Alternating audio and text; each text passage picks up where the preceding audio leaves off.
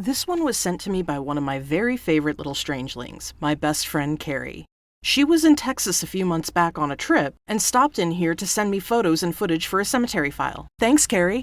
First Street Cemetery of Waco, Texas is the oldest standing cemetery in the area and holds the remains of many of Waco's pioneering and most prominent citizens. Established in 1852, it today butts up against the Texas Ranger Museum, which is how my friend found it.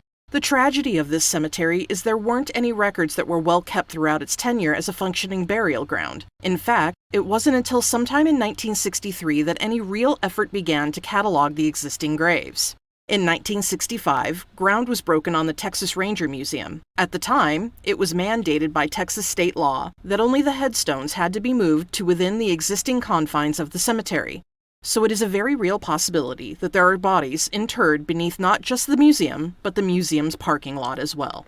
This suspicion was confirmed when in 2006 a study was supposed to be conducted in order to add to the museum. The results of this initial survey were lackadaisical at best. And over the next 3 years, the construction of this additional meeting hall was plagued by stalling and setbacks to the tune of disinterring over 200 unmarked graves to reinter them within the current boundaries of the cemetery.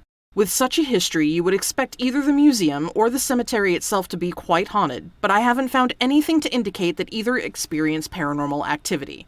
To be sure, the history of this cemetery is a tragic one, and probably one of the saddest I've ever covered, to which I have to say to Texas, I certainly hope you've managed to get your shit together with how you treat both your history and your dead, because this particular case is appalling.